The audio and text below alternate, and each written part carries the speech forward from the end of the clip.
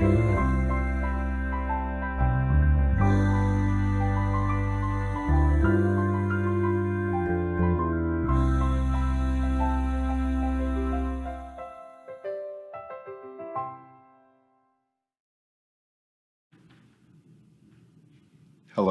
and welcome to Book Circle. I'm Earl Weinberg. This time we will continue our reading of Mrs. Pringle of Fairacre by Miss Reed. Mrs. Pringle's brother-in-law, Josh Pringle, has twisted his ankle while walking home late at night, and so he has had to rouse up Mr. and Mrs. Willett, who were peacefully asleep.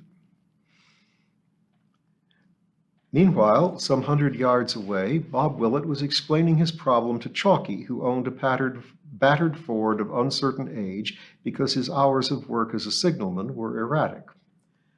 "It would be, Josh, wouldn't it?" he groaned. "Fair reeking of ale, no doubt, and a good half-mile out of my way. How's the time?" He looked at the clock on the mantelpiece, then hauled out a silver pocket watch from his uniform waistcoat pocket. He looked carefully from one to the other while Bob secretly fumed. Chalky always took his time. "Well, it's like this," said Chalky at last. "I have to be at Fox Bottom at midnight to relieve young Skinner. Now I reckons to get there at 5:02 at the outside. 10:02 would be better. And I've got to have a bite before I go while Mother cuts me sandwiches. Do you follow?" Bob said yes, he followed. "So if you can get him here before, let's say, 11:15 Pip Emma, I'll deliver him to Springborn." Bob broke into a torrent of thanks, but Chalky White raised a hand for silence. "I'm not doing it willingly, I don't mind admitting, but to oblige you and Alice." "Very grateful we are too, Chalky," Bob assured him, and hurried back with the good news. Their visitor seemed quite lively, but his poor Alice, thought Bob, looked ready to drop. He went into action at once. "Chalky'll drop you home, Josh. We'll take it easy. One arm round my shoulder and my old blackthorn stick in the other. Let's try it." In this fashion, Josh limped to the door, then turned to Alice. "Thanks for the help. I'm real grateful, Mrs. Willett." He held up the stick. "See you when I return this." "No need to return it," said Bob, urging him through the door. "Keep it as a Christmas present. I've got half a dozen walking sticks. Now watch the step and put your weight on me." Alice watched them out of sight, put up the fire guard, and went thankfully upstairs to bed. Half an hour later, Bob Willett fell into bed beside her. "What an evening. Thank heavens we got him to old Chalky's. I'll take a few eggs round to them tomorrow to thank him for helping us out." "That Josh," murmured Alice. "The yarns he tells. He'd been to see Fred, he said, and Fred had given him £2. "Bet that didn't go farther than the beetle," observed Bob with a mighty yawn. "I don't think you should have given him that stick, you know, Bob. You was always fond of it." "I'll never see it again anyway," said her husband. "No point in lending anything to our Josh. You never get it back." "Well, he said Fred Pringle lent him the £2. "Fred Pringle," said Mr. Willett, "is a fool, and always was. Well, look who he married." Chapter 9. Spinsters, Splash'em, and Spring. Although Mrs. Pringle did her best to distance herself from what she termed that Springborn lot, Minnie Pringle turned up far more frequently than her aunt by marriage wished. In the fullness of time, the third child born out of wedlock arrived, and not long afterwards, Mrs. Pringle told me some surprising news. "Believe it or not, Miss Reed, but that Minnie is getting married." "Good heavens, it hardly seems worth the bother, does it?" I was squatting down by the map cupboard, trying to extricate a large piece of cardboard which I needed for mounting the children's pictures. The map cupboard is a dangerous place to work in. Furled maps ranging from Great Britain's possessions overseas, somewhat out of date, to the disposition of the tribes of Israel, equally out of date, not to mention aids to resuscitation in case of inhalation of gas, fat chance in Fairacre where we have no gas, to the muscular system of the human body. As well as these aids to education, all the awkward objects which have no real home seem to find their way into this cupboard. Odd shoes, broken croquet mallets, a moth-eaten rug, an archaic oil lamp, and a cardboard box containing a jumble of jigsaw pieces which have lost their way over the years and share a space with an assortment of stray building blocks, bone counters, odd dominoes, and the like. "That cupboard," remarked Mrs. Pringle, "is a menace. That great Union Jack fell out on me Monday afternoon and brought up a lump the size of a pigeon's egg." She put her hand to her head dramatically, while I tugged out the cardboard sheet successfully, wondering meanwhile why it is always a pigeon's egg. Why not a bantam's, or an owl's, or even an everyday hen's egg? "So who's the lucky man?" I asked, dusting myself down.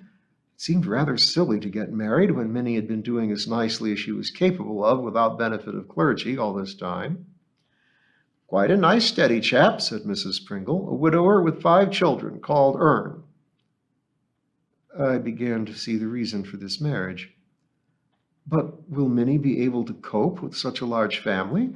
That will make 8 altogether, won't it?"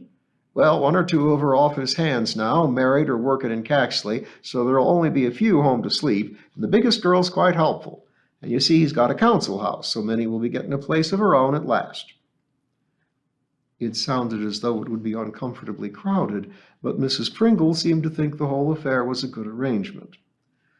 "Minnie wanted a white wedding," she went on, "with some of the small children as bridesmaids and pages and that. She was all for bells and the organ as well, but her mum pointed out it would cost a pretty penny." I should have thought a quiet wedding at Caxley Registry Office would have suited the occasion. "That's just it. It is an occasion. After all, every girl likes to remember her wedding day. I can quite see why Minnie wanted it all nice and lovely."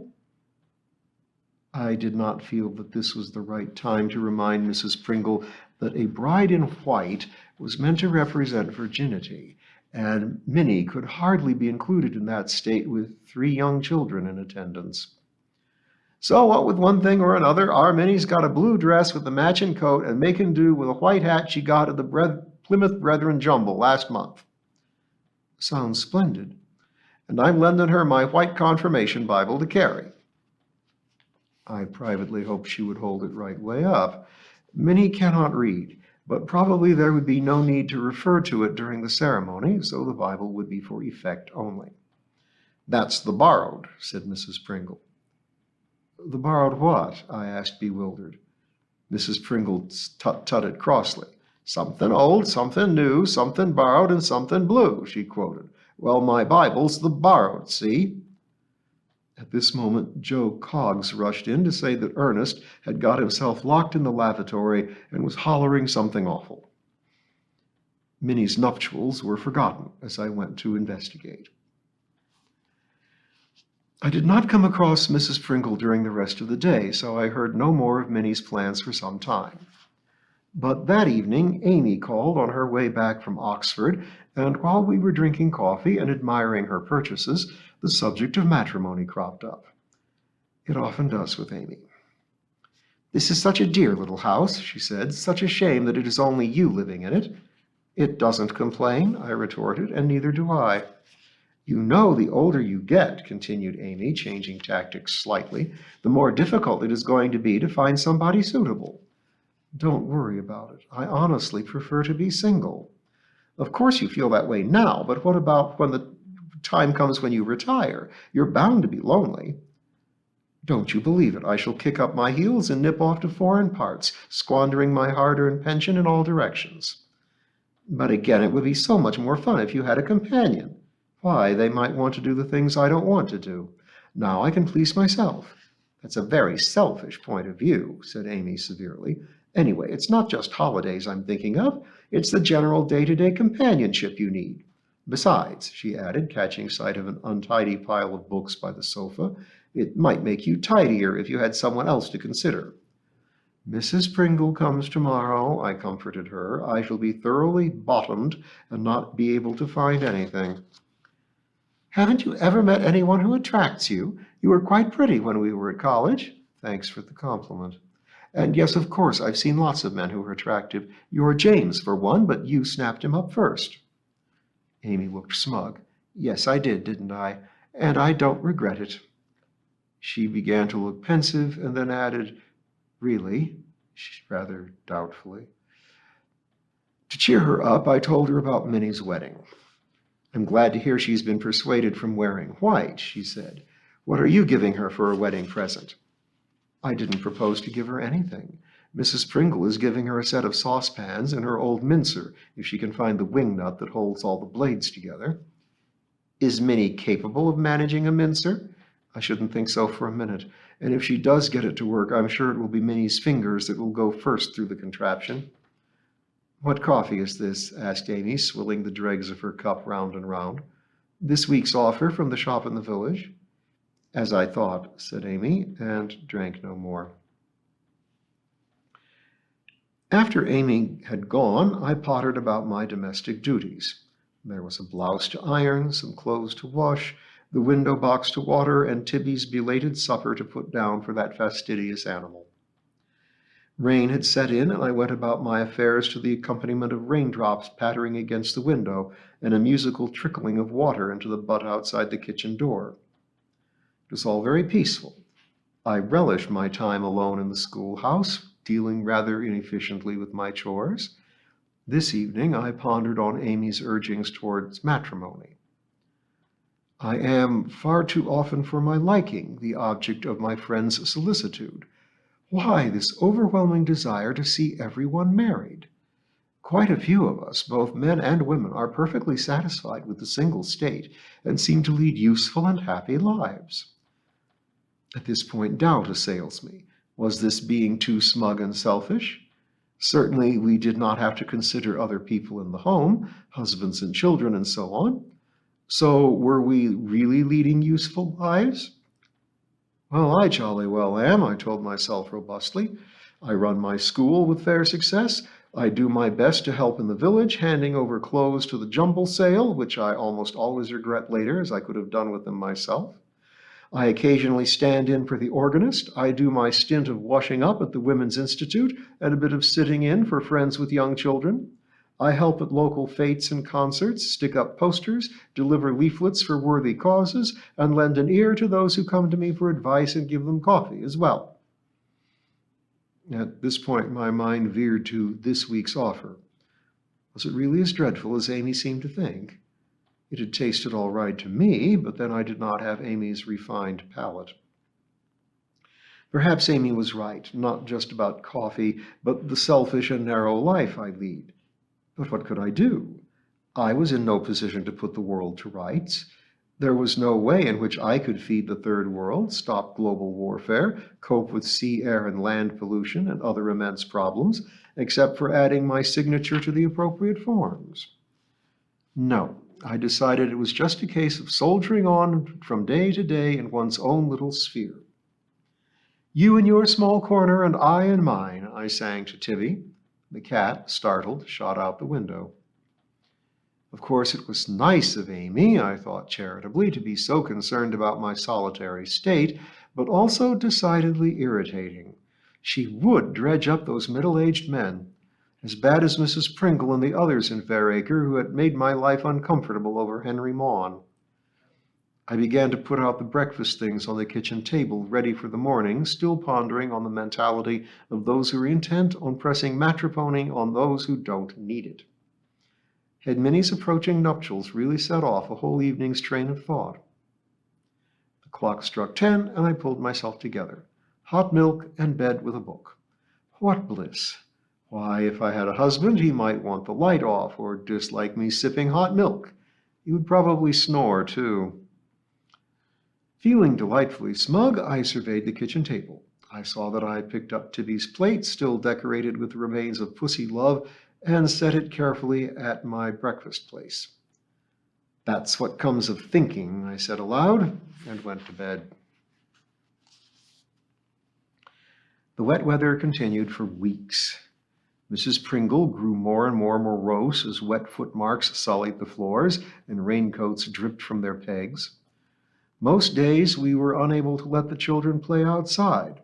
The consequence was that they grew peevish with being cooped up all day. The dog-eared comics grew even shabbier and playtime toys grubbier, and the children longed to rush about in the fresh air as keenly as I wanted them to do so. Occasionally, when the rain stopped at the appropriate time, I let them out with terrible threats about what would happen if they played Splash 'em. This game, which cannot be Fairacre's alone, is simplicity itself. All it needs is some puddles and plenty of unsuspecting victims. The idea is to wait until a child strays near a puddle and then to jump heavily into the water, sending a cascade over the victim. The harder you jump, the higher the spray, and it has been known to drench a small child from the neck down. Wild cries of splash 'em accompany this simple pursuit and roars of laughter. It is a game which I forbid in the playground with some success, but what happens on the way home I shudder to think, despite my exhortations. Mrs. Pringle, of course, is equally opposed to Splash 'em as I am, but with her floors rather than the unhappy victims in mind. I see that Jimmy Waits and Joe Coggs jumping about in that long puddle by the post office. Their shoes was fair sopped. It's time the council does something about that puddle. What do we pay rates for, I'd like to know? I hope you ticked them off. I done my best, but these kids these days get away with murder. She bent down to scrape something sticky from the classroom floor with her fingernail. Blessed bubble gum, she grumbled. Our Minnie used to give it to hers until I told her I wouldn't have the stuff in my house. I meant to ask you, how did the wedding go? She straightened up, wheezing heavily, and seated herself on the front desk. To my surprise, a maudlin smile spread over her face. Oh, it was a real lovely wedding. Minnie looked a treat in blue, and she had his youngest girl as bridesmaid. It wouldn't have looked too good to have her own children. Quite, I said. I left the baby in the pram just outside the church porch and looked after the other two in the back pew. They wasn't too bad, considering. His four was further up the church. Not very well turned out, I thought, and no hats. People don't seem to bother about hats these days. Well, I certainly do. I bought a real beauty in Caxley, navy blue straw with a white feather ornament. Very smart. I always think navy and white looks classy, and it don't date. Did you have a wedding breakfast? We did indeed. In Springborn Village Hall, though the toilet arrangements there are not what they should be, we had some lovely ham and salad. So now Minnie is really settling down, I said, one eye on the clock and hoping to see my school cleaner depart. Well, she's married, she said cautiously, but settled I'd not like to say. You can never tell with Minnie. And with this ominous comment, she made her way into the lobby to see that the doormat was thoroughly used by the children. Much to the relief of everyone in Fairacre, the wet spell of weather was followed by days of sunshine. Blankets and quilts, coats and curtains blew on the clotheslines. Mats and rugs were draped over hedges ready for thorough beating as the long-delayed spring cleaning got in its way. Mrs. Pringle caught the fever and insisted on tackling my house room by room. I took to staying a little longer in school to miss the severe censure I faced about my housekeeping methods. She started on the bedrooms, and I was unfortunate enough to encounter her on the first occasion. I've been drawing my finger across the top of this pelmet, she told me from her vantage post on a bedroom chair, and you could write your name in the dust, that you could. When Mrs. Hope was here, she had a feather broom in constant use. Tops of doors, picture rails, curtain tops, she done 'em all regular. Everything smelled as sweet as a nut. It doesn't smell, I protested. You gets used to it, she retorted. Living in your own mess, you gets used to it. Like pigs, she added malevolently. I was about to retire, worsted in this battle, but Mrs. Pringle called me back. I'll take these curtains home with me and give the poor things a bit of soap and water, so you'd better let me have your summer ones put up while I'm here. I don't have any summer ones, I told her. Those are simply the curtains. They stay up all year round.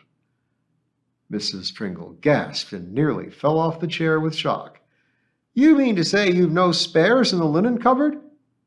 That's right, I said, beginning to enjoy myself. The gentry, said Mrs. Pringle, always has two sets, winter and summer.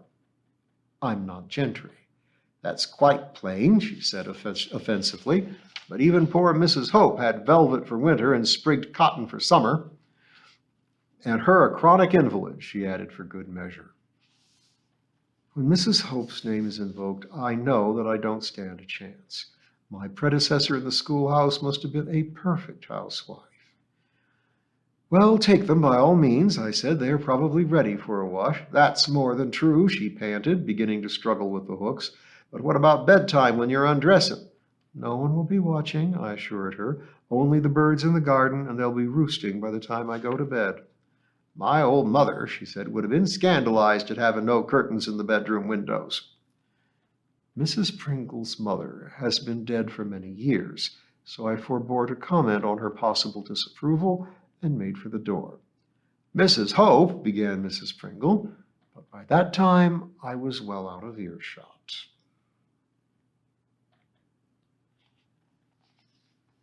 Well, we'll see how the curtains come out and find out about other stuff next time.